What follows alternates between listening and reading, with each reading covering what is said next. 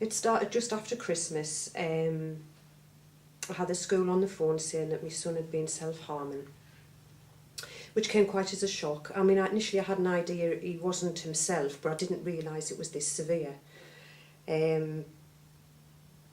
So I got in touch with the doctors. They did an emergency appointment. He was straight in.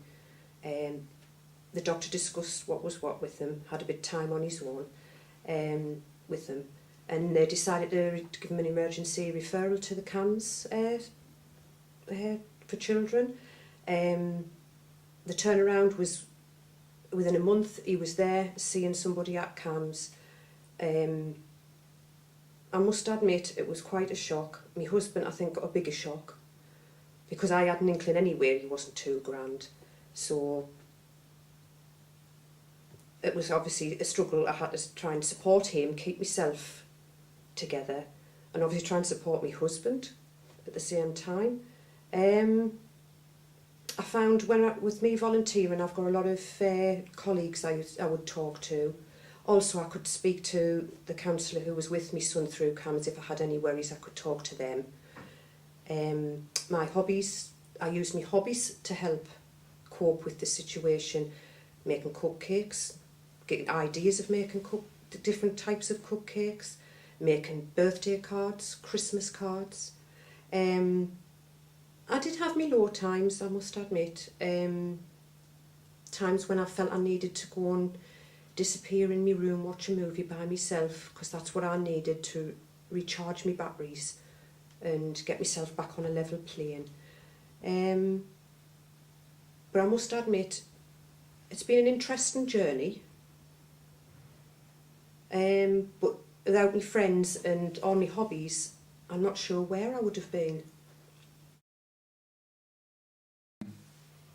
I found it a real handy thing that was good for my son to discuss with, like, time with him, was often I've got a little dog, and we used to go out for a walk, and he often used to come out and walk with me and would talk. That was the one time he would talk to me. And a few times I used to say to my husband, "Are you coming?" "No." He says, "You go." He says he knew that was the time that he would talk. So he let my son just come on his own, so he would talk to me about what all the problems were. Park, where it was quiet, so you didn't have too many people sort of earwigging or anything. And just around the streets with the little dog. I mean, bearing in mind the dog was only a pup at the time, so we didn't go too far. But it was enough for him to sort of slowly, as he was gaining more confidence through the support he had, of letting me know what was his problems. And then obviously he realised that I didn't judge him. I didn't shout at him or get annoyed. I was just, I'm there. I says, I'm there for you, anytime. The time he changed was when he saw a psychiatrist, and at the time he wasn't sleeping. So they gave him some medication, only 2 weeks worth, and says, "We can't give you this for any great length of time, but it's just a short-term fix, and we'll see if this works." And once he'd done his 2 weeks of that medication, I could see a change in him. He was getting his sleep, so that was helping with the situation. So he was starting to feel a bit better because he was feeling refreshed. And as time went on, I started noticing him entertaining the puppy and playing with the dog and having a giggle. And I thought, there he is, he's starting to laugh, he's coming back. I'm getting him back. I have looked at into certain things about the self-harming and the reasons behind why they do it and that. But other than that, no, I've kind of just sort of gone along with, as I say, one day at a time, seeing how he feels, and maybe see if we could coax him to do something. If not, then obviously we had to leave him a be. Which was hard sometimes. That was hard if he didn't want to join in. That was hard. The girls were noticing he was switching off and hiding up in his room a lot. When they came, he couldn't cope with company, and that was a bit upsetting for the family. But as I say, as time came on and he started getting better, you could see him starting to spend a little bit more time downstairs, and then it would be a bit longer, and then it would be a bit longer again. So you knew he was definitely starting to recover, albeit slow, but he was recovering. Main thing is talk to people around you.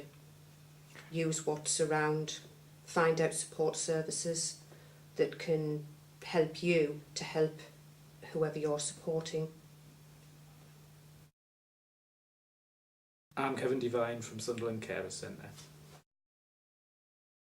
Here at Sunderland Carer Centre, we define a carer as anyone who's supporting a family member, a friend or a neighbour who has a long-term condition, a disability, supporting someone with, through elderly frailty and old age, a substance misuse problem or mental health problems.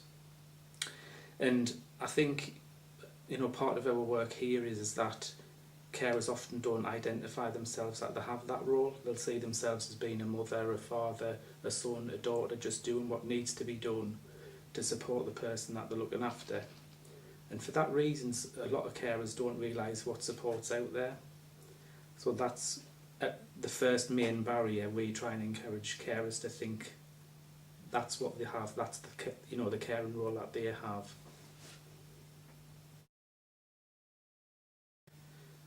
I think when I was listening to Trish, I think what came across was that it affects the whole family. Although she identified herself as being the main carer, it did have a big impact on the family. And when she said that, she woke up one morning and she just plodded on. She didn't know what that day was going to bring. And I think that's very, very typical for carers, because their life tends to revolve around the person they care for. And what tends to happen with some carers is they neglect their own health. And actually, quite a lot of carers may suffer their own mental health problems themselves as a result of caring for someone else. I think it's also important that carers don't have to wait for a diagnosis. They know the people better than anyone that they're looking after, better than any doctor, because they're living with them 24 hours a day, 7 days a week a lot of the time. So actually, their information that they provide medical professionals is so important. And actually, the diagnosis just sort of puts a line in the sand, if you like, to say, right, this is how we carry on with that. But it's important that they know that they are a carer before that diagnosis might come. And there are support services out there like Sunderland Carer Centre to help them. I think it's also important to remember that every caring situation is different. And I know Trish was talking about how she cares for a son with a mental health problem who self-harms. I think for mental health, people who are caring for someone with mental health problems, on the surface, the person might look fine, they might not appear to have any problems, there's no physical problems. So to the outside world, nothing's wrong. So in that instance, it's particularly hard for the carer to identify that they have that role, because no one's sort of acknowledging that, they're providing that extra support. They might not know about it. I think Trish was lucky in the respect that she had support from family and friends and knew of the situation, but often if there's maybe a stigmatised condition, maybe someone's caring with someone with drug and alcohol problems or mental health problems, they won't necessarily always talk about it, and so the carer can often become quite isolated. And I think when that happens is that they do tend to forget about their own health and well-being as well, because the focus is solely on looking after the person that they care for. I think for people caring for someone with mental health problems, there often is a stigma attached. The carer might be supporting that person at home or in their own home while they're maybe holding down a job. People at work might not know of the caring role, they might not want to talk about it at work with work colleagues. But actually the emotional impact on that person is huge. They might be worrying about what they're doing while they're at work, they might be just worrying what they're doing at night, and the impact can be huge. And I think there is a difference between someone who sits caring for someone with maybe physical problems, because the services they can take up are very practical. It might help them get from A to B, whereas with mental health The person who's needing care might not want or accept any help. So that puts the carer in a very, very difficult position. They know the person would benefit from it, but they're just not willing to accept it. I think just touching on something that Trish said, she found her own coping mechanisms to deal with her caring role, and I think that's really, really important as well, that someone has time and space away from the caring role to recharge their batteries, so they can really carry on caring basically. It's very, very important for their own mental health, for their own physical health as well, that they get a rest.